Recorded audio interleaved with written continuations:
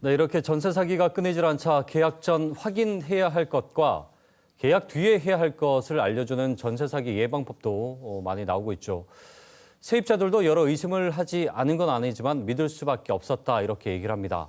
관련 내용 취재한 김옥천 기자와 구체적인 얘기 나눠보겠습니다. 저희 스튜디오에 모셨습니다. 예, 김 기자 어서 오십시오. 반갑습니다. 자, 국민들 너무나 불안하고 또 분노하고 있습니다. 전세 사기가 이렇게 발생을 하고 있는데 이게 세입자들 얘기를 들어보면 믿을 수밖에 없었다. 의심을 할 여지가 없었다. 보통 그렇게 안 하잖아요. 그냥 믿고 가는 거죠. 예. 네, 제가 만난 세입자 모두 믿을 수밖에 없었다고 말했습니다. 집주인은 물론 공인중개사, 은행이 괜찮다고 했기 때문인데요. 예. 한 세입자가 근저당권이 걸려 있어서 불안하다고 하자 공인중개사가 요즘 대출 안 걸려 있는 집이 어디 있어요? 라며 세입자를 안심시켰다고 합니다. 이 정도는 뭐 크게 문제 안 된다. 이런 느낌으로 얘기를 했겠죠. 예. 네, 그렇습니다. 심지어 다른 공인중개사는 전세보증보험에 가입하고 싶다고 말한 세입자에게 임대사업자가 아니면 가입이 불가능하다고 말했다고 하는데요. 예, 예. 하지만 이건 사실과 다릅니다. 당연히 개인도 가입할 수 있는데 이 세입자가 전세보증보험에 가입할 수 없었던 건 바로 집에 선순위 근저당이 있었기 때문입니다. 네. 또 한 세입자는 제일금융권은행이 전세 대출을 승인해줬으니 괜찮겠지라고 생각했다고 하는데요. 네. 실제로 전세 사기 피해를 보게 되자 은행 측은 일단 대출을 내어 갚고 나중에 집주인을 만나서 받으라고 답했다고 합니다. 무책임 확인은 집주인이나 공인중개사, 은행 모두 똑같았는데요. 거래할 때는 공인중개사와 은행이 예비 세입자를 괜찮다며 달래고 막상 이제 피해가 생기면 책임은 오롯이 세입자가 떠안아야 하는 셈입니다. 우리가 공인중개사를 믿는 이유는 수수료를 그만큼 지급을 하고 신용을 받기 위해서 아니겠습니까? 그리고 은행도 당연히 믿고요. 앞서 그 얘기했던 선순위 근저당이 있을 경우에는 사실 허구에서 승인을 잘 안 해주죠. 가입이 불가능한 경우도 물론 있긴 합니다. 앞서 리포트에서 보니까 세입자들이 지금 법적 대응을 다 준비하는 것 같아요.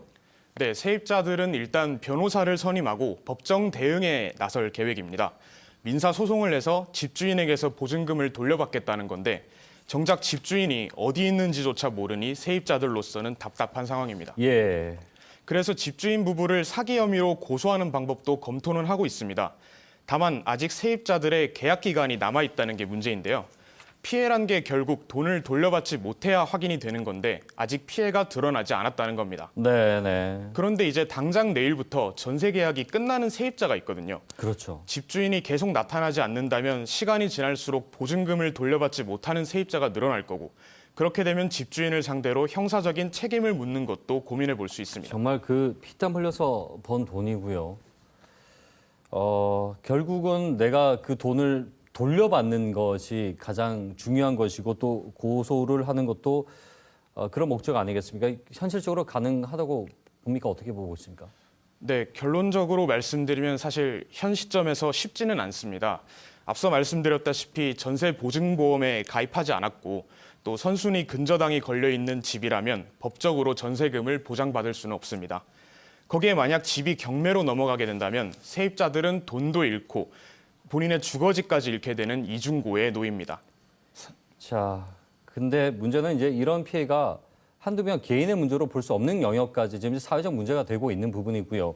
또 목숨까지 이렇게 여러 명이 끊는 안타까운 상황이 발생하고 있는데 정부 대책들이 지금 다 만족스럽진 않은 것 같아요. 좀 어떤 대책들이 필요할런지요? 예. 네, 윤석열 대통령이 어제 국무회의를 열고 전세 사기로 인한 부동산 경매를 중단하는 방안을 마련하라고 지시를 했습니다. 또 앞선 리포트에서 보셨듯이 정치권 역시 전세 사기 피해 주택을 정부가 매입하거나 네. 또 피해자가 피해 주택을 먼저 살 수 있는 권리를 주는 우선 매수권 부여를 검토하고 있는 것으로 알려졌습니다. 예. 시에서도 정책이 있었는데요. 부산시 역시 지난 3일 전세 피해 지원 센터를 열고 전세 사기 피해자들에게 무료 법률 상담을 지원하고 있습니다. 또 임대주택 공시를 긴급 주거지원 주택으로 전환하는 등 부랴부랴 대책도 내놓고 있습니다. 그런데 인천에선 전세 사기 주택의 2천여 채가 이미 경매에 넘어간 것으로 보여 늑장 대응이라는 비판은 피할 수 없어 보입니다. 그러게요. 예. 지금이라도 더 빨리 좀 법적 장치를 마련했으면 싶고요. 그리고 이제 너무 믿어서도 안 될 것 같아요. 예를 들면 선순위 근저당 같은 경우에 이거 있는 건 확인을 해보고 전세보증보험이 가입이 가능한지 이건 또 직접 또 따져봐야 되겠고요. 알겠습니다. 예, 빠른 대책을 좀 기대해 보죠. 오늘 여기까지 듣겠습니다. 고맙습니다. 김옥천 기자와 함께했습니다.